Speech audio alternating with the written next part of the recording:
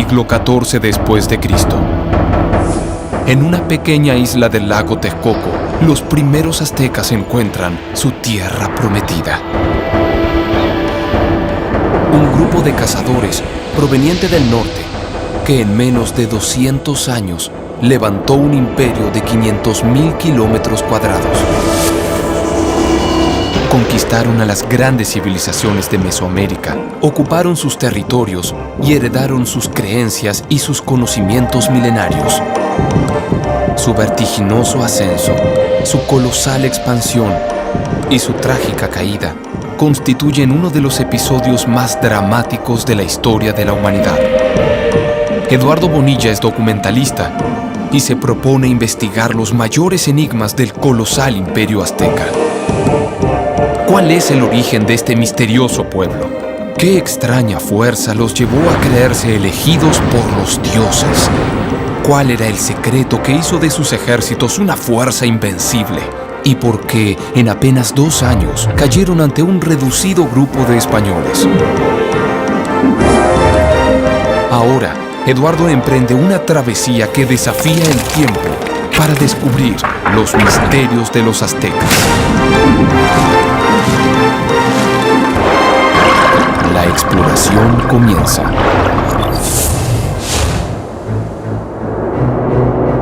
Los aztecas habrían sido un grupo de cazadores nómadas que migró desde el lejano norte hasta el Valle de México. En su largo peregrinar, incorporaron los cimientos de la cultura mesoamericana, forjada en Teotihuacán, donde según su mitología, los dioses habían creado el sol. Más tarde, se proclamarían herederos del imperio tolteca y asimilarían como propio su lugar de origen, las cavernas de Chicomostoc. Al llegar al Valle de México, se habrían asentado durante 3 años en los alrededores del Cerro de la Estrella o Huitzachtepetl. Desde sus 225 metros de altura, la tribu azteca pudo contemplar la cuenca del lago Texcoco y quizás soñar lo que sería la gran Tenochtitlan. Pero para conseguir su tierra, aún debían imponerse ante los pueblos del valle. ¿Cómo lograron los aztecas pasar de ser un grupo de cazadores a transformarse en los responsables de mantener el sol en movimiento y así iniciar su imperio? El arqueólogo Arturo Montero estudia los cultos ancestrales que los aztecas practicaban en las misteriosas cavernas del Cerro de la Estrella. ¿Cuál era la importancia que tenía el Cerro de la Estrella para los aztecas? Fue muy importante porque debes de imaginar que ahora lo que vemos como la mancha urbana era un cuerpo lacustre, eran grandes lagos que había aquí, y luego el cerro ganaba altura con las cuevas alrededor y en la parte alta del templo, desde donde se hacían las ceremonias. Acabas de mencionar algo de cuevas. ¿Eso tiene algo que ver con Chicomostoc, el lugar de origen? Sí, justamente creemos que lo hizo especial a este cerro fue la gran cantidad de cuevas. Hemos registrado 144 oquedades donde se hacían rituales o se depositaban ofrendas. Y ahora que bajemos ahorita a la ladera, vamos a hacer una cuerda porque hay mucha grava y uno se puede resbalar. Perfecto.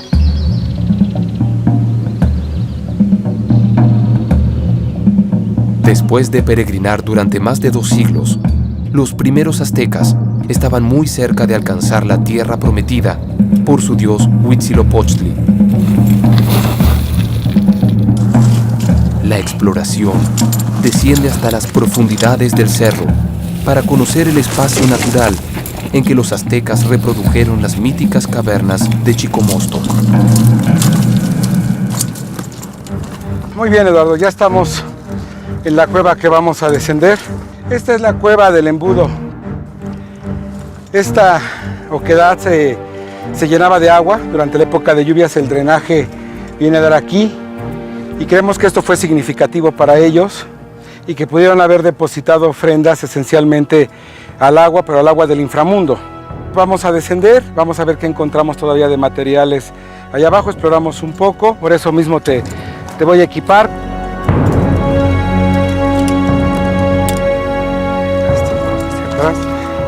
Se requiere un cerro, como el caso del de la Estrella, con muchas cuevas para pensar que hay muchos ductos que pueden conducir al inframundo. En este imaginario antiguo, el sol todas las noches tiene que pasar por esta región. y tiene que luchar para volver a salir al día siguiente y requiere entonces de una presencia humana para que este ciclo pueda seguirse dando. Los aztecas asumieron la responsabilidad cósmica de asegurar el triunfo del sol en su lucha diaria con las fuerzas oscuras del inframundo. Sus ritos incluían un peligroso descenso a las entrañas de la tierra, en un simbólico retorno a su propio lugar de origen. Esta cueva se habla de que está muy asolvada, que tal vez en la antigüedad fue más profundo. No nos sorprendería que aquí hubieran puesto algunos andamios para poder bajar y dejar algunas ofrendas. Aquí podemos encontrar todavía cerámica, algunos tiestos, podemos imaginar que fueron depositados en su momento. ¿Estas serían como ofrendas? Definitivamente, están sacralizando, están dándonos un mensaje de que estos son espacios límites. O sea, no cualquiera puede acceder a ellos. Y podríamos hablar también de que se trata de un espejo del lugar de origen, ¿no? Claro, y por eso se vuelve en un lugar identitario. Porque aquí se recrea esa historia, vuelve a cobrar sentido. Entonces, estas cuevas no nada más tienen una función religiosa, sino también política. ¿Por qué? De la clase gobernante, claro, que se legitima a partir de los rituales y de los lugares de origen. El Cerro de la Estrella funcionaba como un conducto que vinculaba los tres niveles cósmicos: el inframundo, la tierra y los cielos. Un eje vertical que permitía a los hombres comunicarse con los dioses. En el esplendor de su imperio, los aztecas se apropiaron del cerro y del milenario templo que se encuentra en su cima. Y en ese recinto sagrado celebraron el ritual que garantizaba que el sol siguiera vivo, imponiéndose en lo más alto del poder de Mesoamérica. Pues aquí estamos en la parte más alta del Cerro de la Estrella. Puedes ver toda la Ciudad de México. Desde aquí el cosmos es visualizado de una manera muy interesante. ¿Cuál es la importancia de este edificio en particular? Los mexicas vienen a hacer el fuego nuevo en 1507. ¿Qué es el fuego nuevo? Es una ceremonia que se realiza cada 52 años en la idea antigua de que justamente cuando terminara un siglo podía acabarse el mundo. Todo estaba apagado, todos vivían en terror esa noche porque creían que tal vez no volviera a salir el sol, o sea, que fuera un final de los tiempos. Se hacía un sacrificio humano justamente aquí donde estamos. Se abría un cautivo y se le prendía el fuego dentro de su abdomen. Y entonces cuando ya se prendía el gran fuego con el cautivo había un gran regocijo porque veían desde allá abajo que aquí se iluminaba este ser. Entonces todos saben que hay un renacimiento. Los aztecas creían que el sol necesitaba de sangre humana para mantenerse vivo. Desde su llegada al poder, asumieron la responsabilidad de alimentarlos sin tregua. ¿Fueron estos sacrificios producto de sus profundas creencias o los utilizaron para atemorizar al resto de los pueblos y así imponer su poder? Entonces estos sacrificios eran de alguna manera un acto de reciprocidad hacia los dioses, un acto de mantenimiento del orden cósmico, obviamente según su manera de... Sí, tenemos que ver el sacrificio humano diferente a como nosotros lo podríamos catalogar. Obviamente son sociedades diferentes con una cosmovisión distinta, ¿no? Ellos creían que haciendo esto podrían seguir existiendo. En el Cerro de la Estrella, los aztecas celebraron el último fuego nuevo de su imperio. Pero antes de alcanzar la gloria, debieron superar innumerables desafíos. El primero fue conseguir un lugar donde asentarse. El valle estaba dominado por una poderosa coalición de 3 pueblos.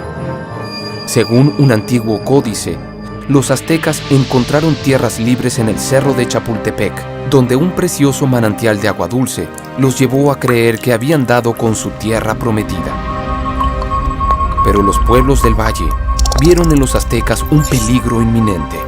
Se unieron y los desterraron hasta Tizapán, un territorio no apto para la vida, desde que el volcán Xitle entró en erupción. ¿Cómo lograron los aztecas sobrevivir en un desierto de lava volcánica? Hoy aún se conserva una porción de aquel adverso territorio. Se trata de la Reserva Ecológica del Pedregal.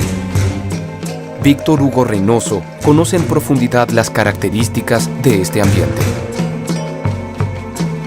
Bueno, aquí el terreno ya está cambiando, ¿verdad? Todo esto es lava, ¿verdad? También Sí, roca volcánica. es roca volcánica y toda esta roca viene del volcán Xitle, hizo erupción y la roca fue rodando a través del paisaje, ¿no? Hasta colocarse en el lugar donde se encuentra ahorita.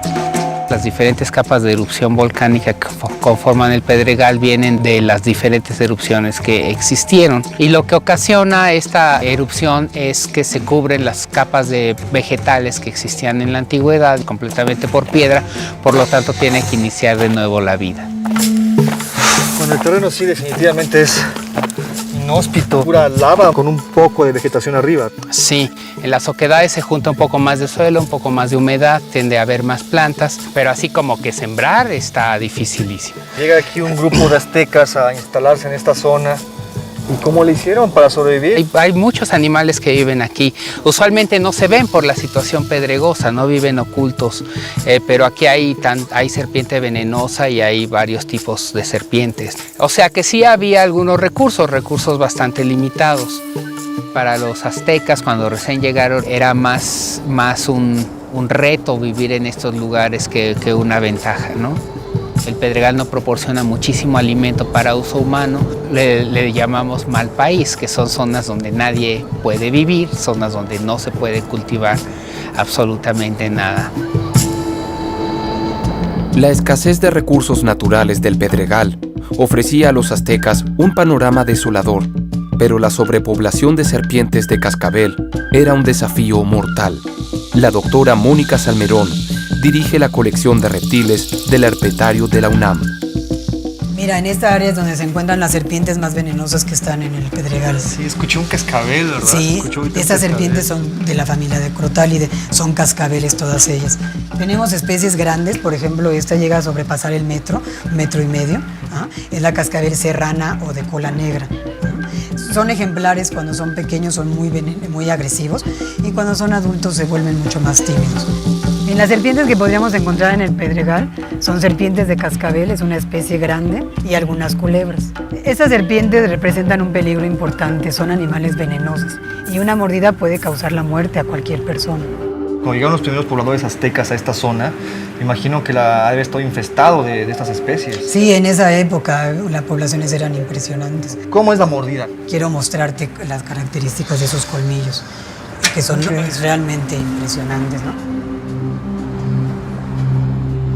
Sí, a cierta distancia no hay mayor problema. Ve cómo el animal pierde equilibrio y evita atacarme, ¿no? Entonces yo lo que voy a hacer es evitar que ella tome su posición de ataque.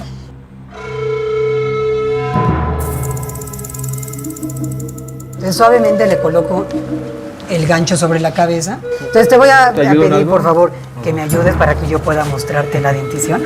Se siente raro el tacto. Sí, la piel es muy rugosa, es áspera. Estos dientes vienen protegidos por una membrana y doblados sobre el paladar. Cuando el animal va a morder, los desenvaina y saca un par de colmillos, que son pequeñas agujitas hipodérmicas. El colmillo está perforado por dentro. Este tipo de veneno puede atacar sistema nervioso y sistema sanguíneo también, causando hemorragias importantes. Finalmente, bueno, se presenta un paro cardíaco. Desafortunadamente en época de los aztecas no había antídotos. No había. La mordida era generalmente mortal. ¿Hay algún tipo de aprovechamiento que hayan hecho de las serpientes? Estos organismos, al igual que cualquier otro organismo, pueden comerse. Según la mitología azteca, las serpientes eran la trampa mortal que la coalición de pueblos liderada por el rey de Azcapotzalco había planeado para acabar con los aztecas. Lejos de amedrentarse, su temple guerrero les permitió afrontar la amenaza y finalmente sobrevivir alimentándose con la carne de las peligrosas serpientes. A 150 kilómetros del Distrito Federal, en el Valle del Mezquital, la antropóloga física Yesenia Peña ha estudiado los beneficios nutricionales de la carne de reptil. ¿Es posible sobrevivir comiendo serpientes o se trata solo de un mito? En tus investigaciones tú propones que es posible que un pueblo pueda sobrevivir a base de una dieta de reptiles, particularmente de las serpientes, y estamos hablando de los aztecas. Así es, tiene una alta cantidad de proteínas, particularmente cualquier carne tiene entre el 15 al 25%, pero la de víbora y cascabel tiene un 24%. menos de un 1% de hidratos de carbono y el resto es agua y humedad. Pero digo, aquí es una cuestión muy importante porque la cascabel es además muy peligrosa, ¿no? Tanto los otomís como los mexicas utilizaban una vara en forma de horqueta para detener su cabeza. Una especie de Y. Así ¿no? es. Esas técnicas se siguen conservando. Aún hoy en día podemos encontrar cazadores. Así es. Y que son expertos en toda la fauna, pero particularmente expertos para cazar víbora casera y de cascabel. El Valle del Mezquital es una región de insuficientes recursos naturales. Su escasa fauna está dominada por insectos y reptiles. La exploración se interna en este inhóspito territorio donde los ñañú, descendientes actuales del milenario pueblo otomí, enfrentan la adversidad de esta tierra, reviviendo las ingeniosas costumbres de los primeros aztecas.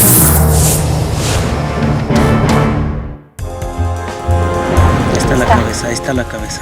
Vaya, sí que es grande. Sí. Ahí aprénselo bien para que no le vaya a picar. ¿Es venenosa? Un poco. ¿Cómo fue el trabajo de construcción para los aztecas? Efectivamente un reto. Son suelos fangosos en donde edificios o monumentos pesados tenían la tendencia al hundimiento.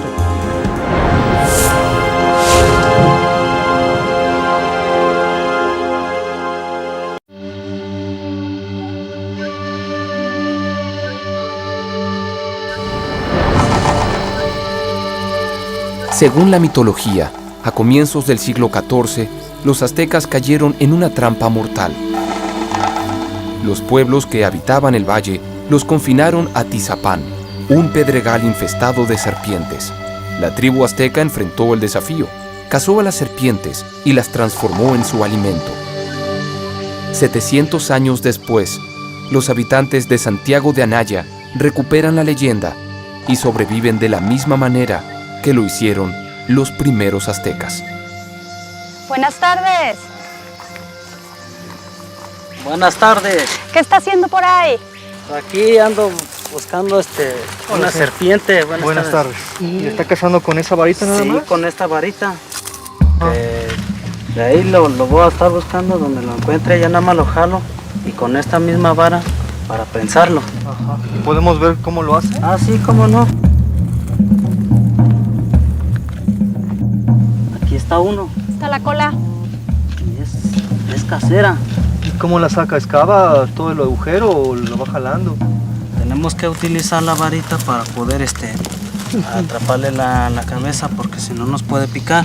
¿Gusta usted aprender a buscarlo? Ah, pues dígame qué tengo que Sí, hacer. Ayúdalo. Mire, a ver, mire, yo lo voy a jalar y cuando vaya viendo, usted nada más le va pisando poco a poco. Un poco. Usted la jala y yo la prenso de aquí. ¿Sí está bien? Y voy jalando junto con usted. Derrúmbele más la tierra, porque está muy aprensado, ¿no? Nos quiere salir. Vaya, sí que es grande, ¿eh? Sí. No voy a lastimar. Ahí va, bien. Viene. A ver, me dice que usted tenga aquí. Ahí está.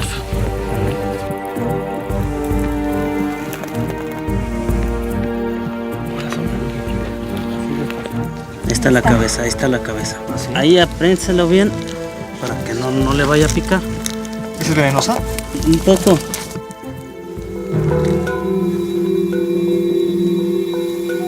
Ok, ya la tengo. ¿Ya? Ahora sí. Primero lo suelto yo y luego usted. Bueno, primero lo suelto yo. 1, 2, 3. Préstame usted La horqueta. Está molesta. Y entonces puede hacer un movimiento rápido que donde nos puede atacar si se quiere ir. Entonces ahorita lo voy a agarrar. Ándale. Usted lo sostiene de allá. A ver, ya. A ver, el cortando puede sostener, por favor, ¿sí? Ah, aquí trae otra carne de Ah, víbora, sí, mire. mire. Este es de cascabel y esta es casera. Al hacer un análisis y ver cuáles serán sus hábitos alimentarios, encontramos que esta forma de alimentación ha sido operativa y funcional a tal grado que la amplia desnutrición del más del 60% de la población en el Valle del Mezquital hoy en nuestros días ha reducido a menos del 10%. Se ha observado que es sacar el mismo nivel que cualquier otro grupo humano en el consumo de proteínas gracias a la manipulación de estos reptiles que consumen constantemente. ¿Cuáles son los depredadores de la víbora? El águila y la zorra. Eso me recuerda mucho a esa leyenda de la tira del peregrinaje de cuando los aztecas o mexicas venían desde el Aztlán y llegaron a la Ciudad de México, donde encontraron precisamente el nopal con una águila devorando una serpiente. Y esto para nosotros quería decir que ya caía el imperio de las personas que adoraban de manera sagrada y ritual a la víbora, y renacía ahora un estado militarista donde el águila y la guerra era la que iba a imperar. Nada parecía poder contra el espíritu azteca. El rey de Culhuacán los convirtió en sus vasallos y les prometió liberarlos cuando capturaran 8,000 prisioneros. Los aztecas cumplieron y entregaron un saco con las orejas de los cautivos. A cambio, pidieron a la hija del rey en matrimonio. El rey aceptó, y los aztecas la desollaron viva como sacrificio a su dios Huitzilopochtli. Otra vez debieron huir y se ocultaron en una isla de ceniza volcánica. Inesperadamente, esa sería su tierra prometida. Pero los aztecas sufrieron una división interna y se separaron en 2 grupos. La antropóloga Julia Pérez Pérez estudió en profundidad los motivos de esa ruptura. Este es el Templo Mayor. Pues bueno, esta es la primera etapa del Templo Mayor de Tlatelolco, ¿no? Donde prácticamente se inicia el desarrollo de los tlatelolcas como parte del grupo que salió de Aztlán y se establecen en las islas del lago, ¿no? ¿Por qué es esta ruptura? ¿Qué los lleva a esta separación, siendo finalmente de un origen único? Para entender esta separación hay que remitirnos al momento en que ellos salen de Aztlán. A un grupo, Huitzitón, les entrega una fina piedra verde o chalchihuit. Este es un símbolo de intercambio. A los que más adelante se definirán como tenochcas, les entrega solo 2 palos con cuales al friccionarse se generaría fuego, y el fuego es el símbolo de guerra. Una vez asentados, los aztecas se separaron en 2 grupos. Los tlatelolcas se dedicaron al comercio y llegarían a conformar el mayor mercado de Mesoamérica. Su fulminante éxito despertó la envidia de los tenochcas, que temían transformarse en súbditos de sus antiguos compañeros de peregrinación. Los tlatelolcas empezaron a desarrollar productos, digamos, de un nivel de consumo elevado, Sí. que iba dirigido a otras clases sociales. Sí, obviamente los tenochcas no iban a permitir que miembros de su propio grupo fueran quienes estuvieran sojuzgándolo, entonces tuvieron que optar por una estrategia igualmente efectiva, igualmente redituable, pero no a través del comercio de la vía diplomática, sino a partir de la guerra. Los aztecas habían conseguido su tierra prometida, pero se trataba de una pequeña isla de ceniza volcánica.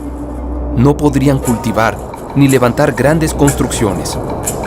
¿Cómo superaron este nuevo desafío? La moderna Ciudad de México esconde en sus cimientos el pasado de la antigua capital azteca. Durante las obras del metro, se descubrieron innumerables estructuras de la majestuosa Tenochtitlan. Una de ellas fue la pirámide de Ejecatl. Raúl Arana, responsable del hallazgo, devela los secretos de la ingeniería azteca. ¿Cómo fue el trabajo de construcción para los aztecas? Efectivamente un reto, son suelos fangosos en donde edificios o monumentos pesados tenían la tendencia al hundimiento. Entonces ellos descubren o implementan una técnica que se llama de pilotaje.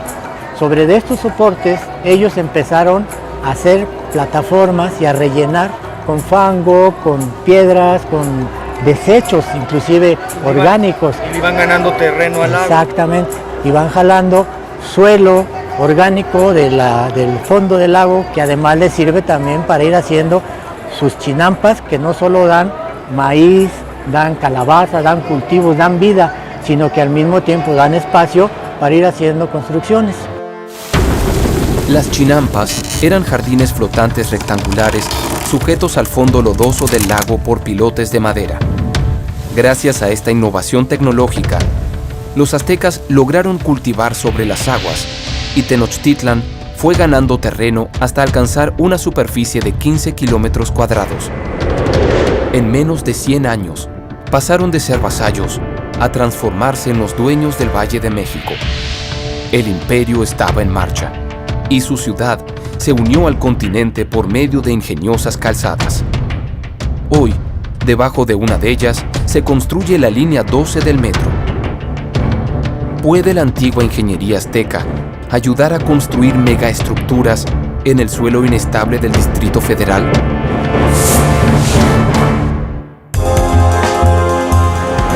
¿A qué altura nos encontramos en este momento? A 3.900 metros sobre el nivel del mar. Ya a esa altura tú estás respirando el 40% de tu oxígeno. Es una montaña sagrada, que es donde está Tlaloc. Sí, es el Tlalocan, el paraíso terrenal.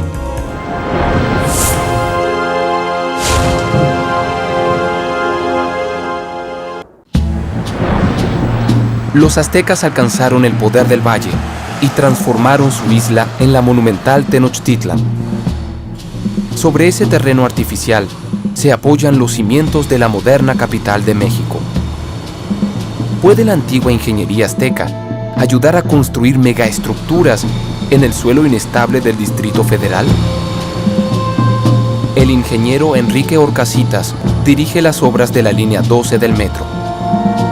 ¿Cómo va la construcción? Bueno, pues seguimos avanzando de acuerdo con el programa, vamos en tiempo y en forma.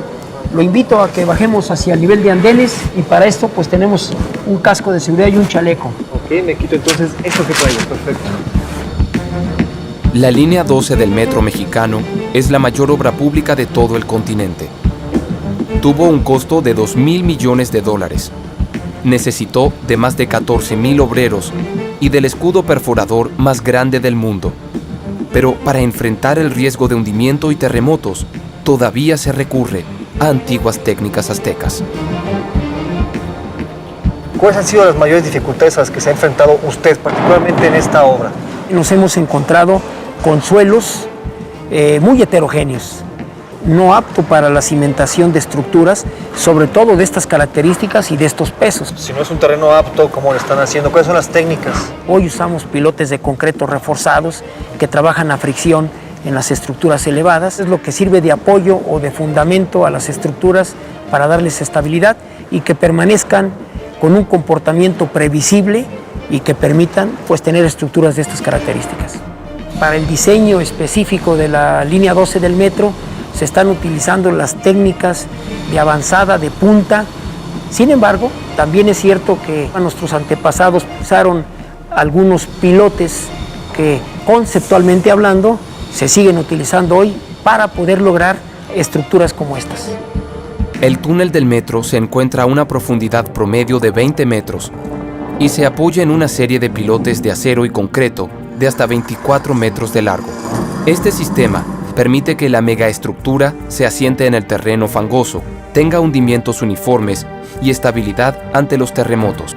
700 años atrás, los aztecas utilizaron la misma técnica para evitar el hundimiento de sus templos. Ingeniero, ¿cuál cree usted que ha sido el mayor desafío al que se enfrentaron los aztecas cuando empezaron a edificar su ciudad? Bueno, sin duda, la adversidad del suelo, que empezaron a hacer los rellenos de manera rudimentaria y estos rellenos se fueron expandiendo, de tal forma que hoy en día tenemos efectivamente hundimientos que varían entre los 3 centímetros y los 10 centímetros anualmente.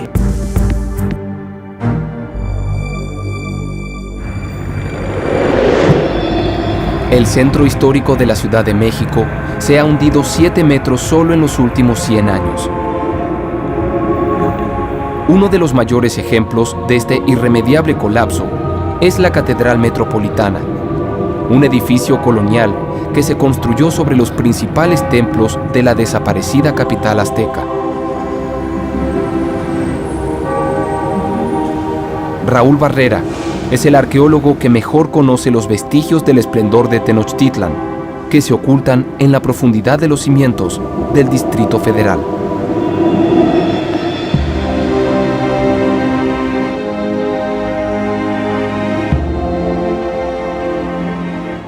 Este es un pilote auténtico. Este es un ejemplo de estos pilotes de madera que se continuó empleando en la época colonial. Esto que estamos viendo aquí también es un templo azteca, ¿verdad? Se ve aquí los glifos. Sí, estamos en el Templo del Sol, en la esquina suroeste del recinto sagrado, donde se encontraban pues alrededor de 78 templos, que era una recreación del cosmos. Entonces, bueno, su orientación es muy importante, ¿verdad? No es casual, definitivamente.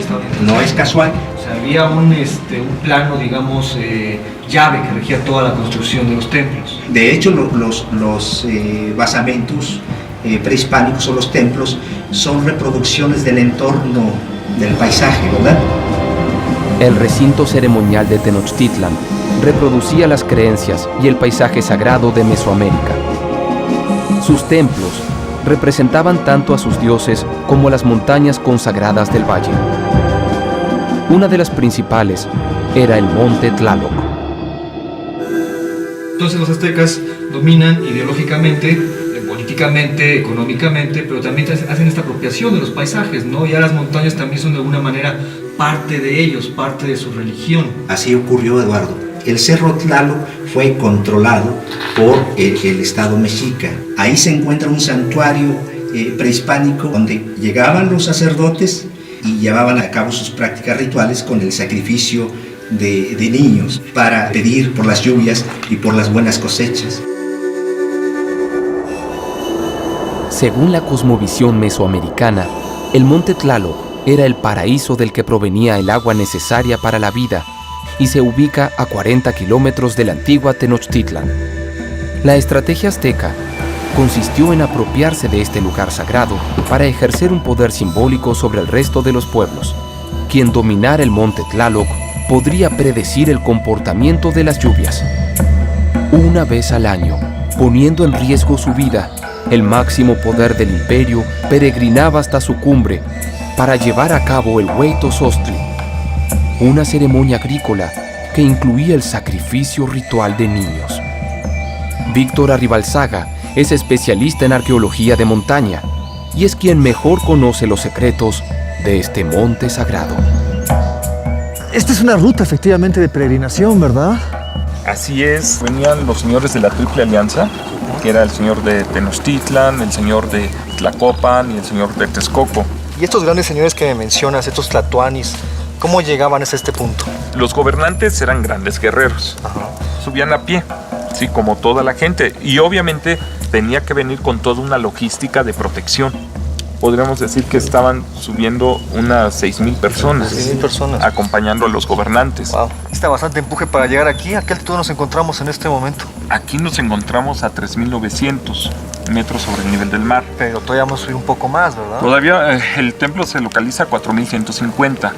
Pero ya a esa altura tú estás respirando el 40% de tu oxígeno. Ok. Vamos pues, la recta final. Hay manifestaciones del dios Tlaloc desde la época teotihuacana y representa la lluvia que riega la tierra. Su principal atributo es el rayo, y según la mitología, en la cima del monte repartía el agua divina con la ayuda de los tlaloques, espíritus de niños pequeños. El Monte Tlaloc es una montaña sagrada, era un espacio aparte. Ahí se materializó lo que es la máxima concepción de la religión mesoamericana. Es el recinto de Tlaloc, sí, es el Tlalocan, el paraíso terrenal. La exploración asciende a la cima del cerro para internarse en el más grande de los templos aztecas construidos en la alta montaña. Un espacio misterioso y cargado de leyendas, que es respetado y temido tanto por los descendientes de los mexicas como por los investigadores que aún se aventuran a intentar desentrañar su enigmático pasado. Ya casi llegamos. Vamos a dejar una pequeña ofrenda. Siempre procuramos, primero que nada, pedirle a los guardianes del lugar que nos permitan hacer nuestro trabajo y que regresemos a salvo a nuestros hogares. Porque nosotros no venimos a destruir. Estamos construyendo nuestra patria. Venimos a rescatar, venimos a proteger. No venimos a hacer ningún daño.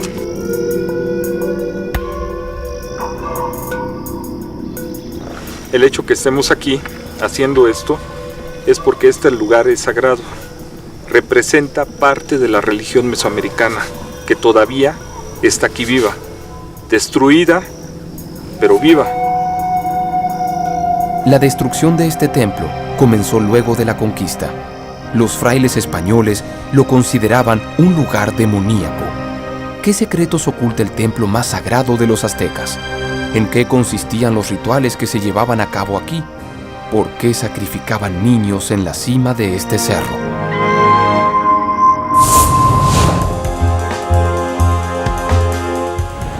Este era el montículo principal, donde estaba el sacerdote esperando que le llevaran a uno de los niños que iba a ser ofrendado. Y ahí lo desangraban. Los aztecas tenían este temor que a lo mejor el sol debería morir. Ahora nosotros sabemos que la estrella nace y se muere, y las estrellas están naciendo y se están muriendo.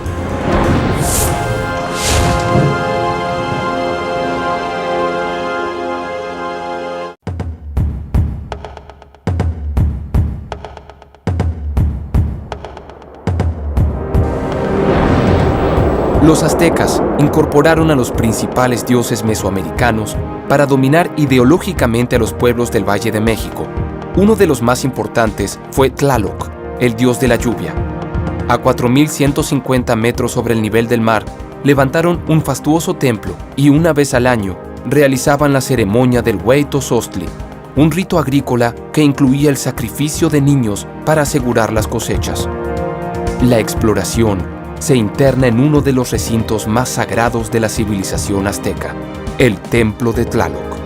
Bueno, pues aquí tienes el templo más grande de Mesoamérica a mayor altura. ¿Sí? La calzada mide 150 metros de largo, 7 metros de ancho. Eso también te dice la cantidad de gente que circulaba por ahí sin mayor problema. El Templo de Tlaloc cuenta con un patio interno de 3.000 metros cuadrados. Las paredes del recinto alcanzaban los 3 metros de altura, y solo para la construcción del muro exterior se requerirían 360 camiones de volteo con 6 metros cúbicos de carga. La monumentalidad del templo refleja la importancia que esta ceremonia tuvo para el imperio. Era un acto para, digamos, mantener el status quo. Tenían que organizar una gran ceremonia con la importancia que le daban a la deidad. Los aztecas saben que ellos se iban a sostener como grupo hegemónico para siempre. Aquí tenemos, este era digamos, el montículo principal dentro del templo, ¿sí? Donde estaba el sacerdote de Tlaloc esperando que le llevaran a uno de los niños que iba a ser ofrendado. Y ahí lo desangraban. Los primeros días de mayo, el sacerdote principal sacrificaba a un niño menor de 7 años y con su sangre rociaba a la gran estatua que representaba a Tlaloc. Finalmente, el cuerpo del niño era arrojado en el orificio de la caverna para que ayude a Tlaloc a generar las tormentas. Tlaloc es un concepto que envuelve varios entes. Los vientos que vienen del Golfo empujan a la nube, ¿sí?, hacia el altiplano. Esta nube llega y se posa en las montañas y ahí se va a cargar de agua. Todos estos elementos de la naturaleza estaban trabajando en conjunto, pero alrededor de alguien, ¿sí? Ese alguien es Tlaloc. Entonces sería la deidad de la meteorología, la deidad de la climatología, es quien controla todo. Entonces podríamos de alguna manera decir que los antiguos ya tenían una visión casi científica de los fenómenos naturales. Así es. Y aparte tiene una relación importante también con el sol.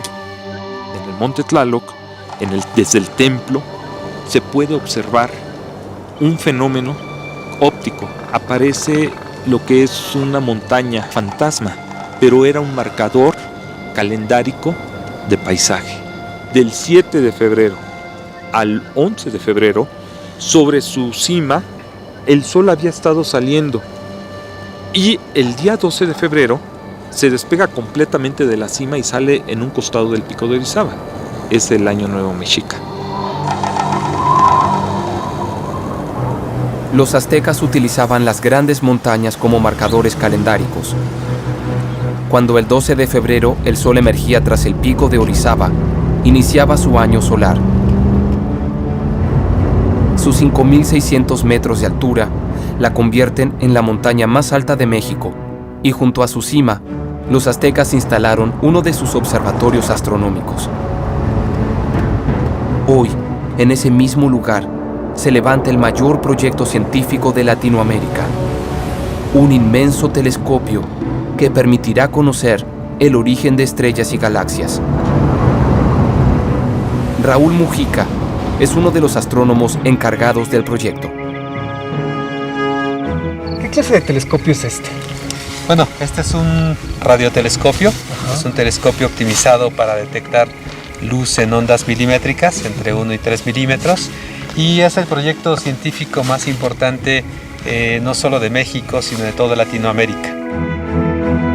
El gran telescopio milimétrico tiene una antena de 50 metros de diámetro. Es el radiotelescopio más grande del mundo en su rango de frecuencia. Permitirá analizar la formación de estrellas y aportará evidencias sobre el origen de la vida. El hecho de que aquí hubiese un observatorio prehispánico, de que se construya justamente aquí mismo un observatorio de última generación, me da pie a preguntarte si existían más coincidencias entre los conocimientos de los antiguos aztecas y lo que sabemos hoy en día. Los prehispánicos eran muy buenos observadores del cielo. Generaron muy buenos calendarios que eran muy precisos y muy avanzados para su época. Y hay otra coincidencia, la cuestión de los ciclos que ellos llamaban estos ciclos de 52 años que asociaban con la probable muerte del sol. Ahora sabemos que sí, las estrellas tienen un ciclo de vida. Sabemos que las estrellas nacen, que viven durante un tiempo generando energía y que después se mueren. Los aztecas condensaron en la piedra del sol sus avanzados conocimientos y sus mayores temores. El anillo externo representa el límite de su universo, la Vía Láctea. A este le siguen 4 círculos que describen los movimientos orbitales de Saturno, Júpiter, Marte y Venus. El segundo círculo representa los 20 días del calendario sagrado. Su círculo central contiene a los 4 soles que colapsaron trágicamente y rodean a Olinto Natium, el sol al que los aztecas mantenían vivo con sacrificios humanos. Los aztecas tenían estas ideas de cuestiones cíclicas. Ellos pensaban que debería pasar cierto tiempo, estos ciertos periodos en que el sol debería morir. Ellos tenían este temor que a lo mejor el sol después de ese ciclo ya no sale. Ahora nosotros sabemos que el sol va a durar todavía unos 5.000 millones de años, ¿sí? Pero sabemos que la estrella nace y se muere, y las estrellas están naciendo y se están muriendo. Mencionaste un momentito esta cuestión de cíclica, ¿no? De que estamos en expansión, pero hay momentos que se repiten, hay una constante, ¿no? Sí, bueno, hay esta parte, hay toda una escala jerárquica de formación de las estructuras. Entonces hay una primera generación de estrellas masivas con pocos metales, ¿sí? Estas evolucionaron muy rápido. Entonces, como viven rápidamente, al final explotan como supernovas. Después se genera el carbono, el nitrógeno, todos los elementos de los que nosotros estamos formados, todo se generó en el interior de las estrellas. Es una manera bella de pensarlo, ¿no? Somos de alguna manera hijos de las estrellas, hijos del sol en este caso, ¿no? Claro, como una de las analogías que preguntabas bonitas con los aztecas, de que eran hijos del sol. Y bueno, al final es lo que somos, o sea, somos producto de la evolución de estas estrellas, ¿no?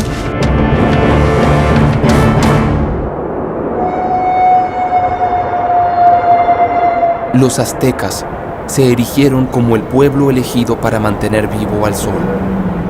Su inquebrantable fe los impulsó a convertirse en los dominadores del resto de los pueblos del Valle de México y a conseguir lo imposible, transformar un islote de ceniza volcánica en la monumental Tenochtitlan, apropiarse de los dioses y de las cumbres sagradas de la cuenca, donde encabezaron los rituales milenarios de Mesoamérica.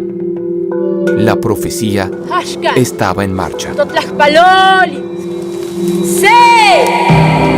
Pero aún debían extender sus dominios y someter a las grandes civilizaciones de las 4 regiones del cosmos para levantar el imperio del Sol, desde el Golfo de México hasta la costa del Pacífico y de la impenetrable selva guatemalteca hasta las estepas desérticas del norte. ¿Cómo consiguió un pueblo guerrero administrar y expandir un imperio de 500,000 kilómetros cuadrados? ¿Cómo doblegaron a las culturas milenarias de Mesoamérica? ¿Cuáles fueron las estrategias de guerra que desarrollaron? En solo 100 años, lograrían apoderarse de los más avanzados conocimientos matemáticos y astronómicos y levantarían una industria militar de materiales sagrados.